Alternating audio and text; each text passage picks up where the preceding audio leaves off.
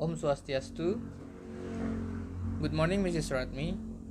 My name is Putu Ngurah dan Kharismawan, and in this video, I would like to explain about child-centered learning, the definition of it, the principles, the circle of activities, and the last one is example of activities. The definition of the child-centered learning is an approach which focuses on putting the students or the child as the center of the learning process.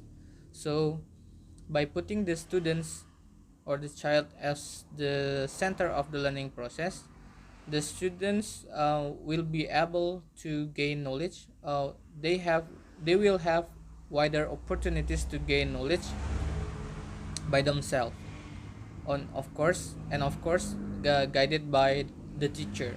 So here the teacher acts like a facilitator of the learning process, not the one who give the full concept, full knowledge to the students.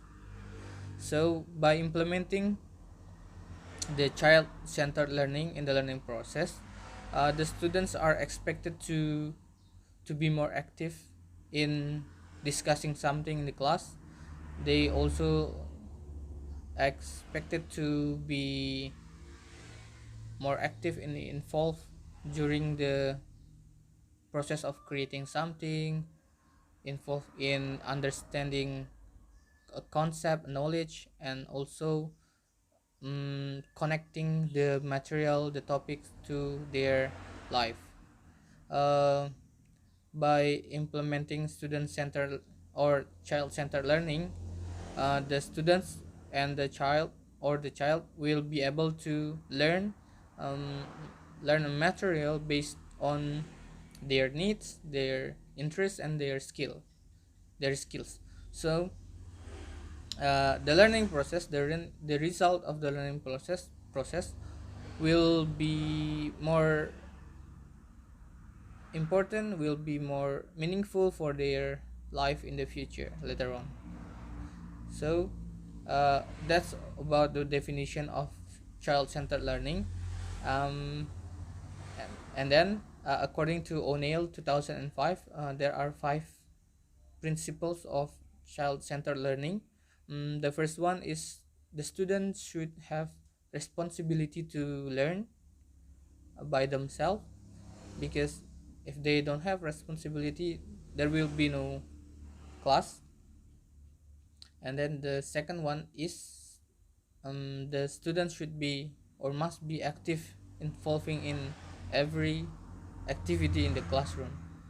The third one is by involving in the classroom, the students will have equal growth, equal development, because they learn together, they discuss something together.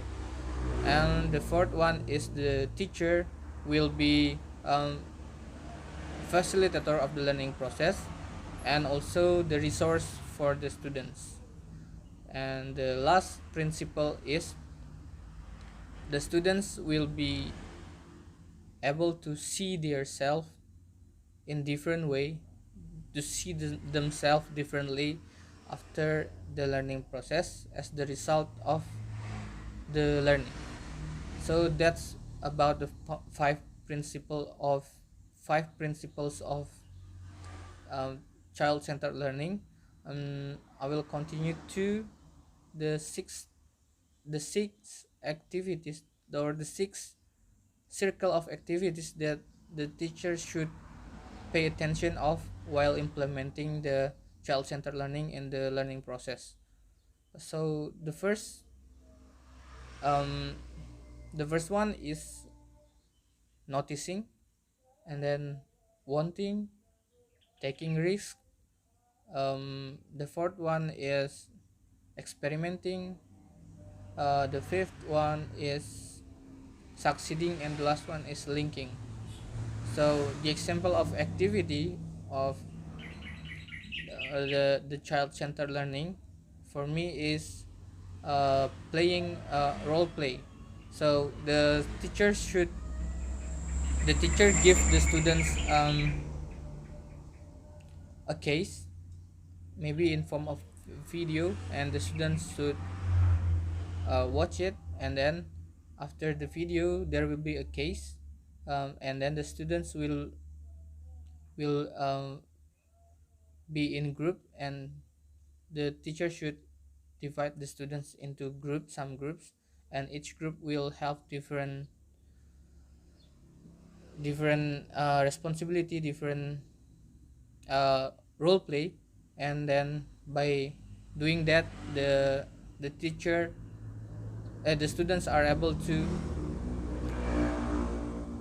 talk, to speak, but with their friend, and that's good for the students. And that's all for me from my explanation about student centered learning. Thank you so much. Stay safe. Om Santi Santi Santi Om.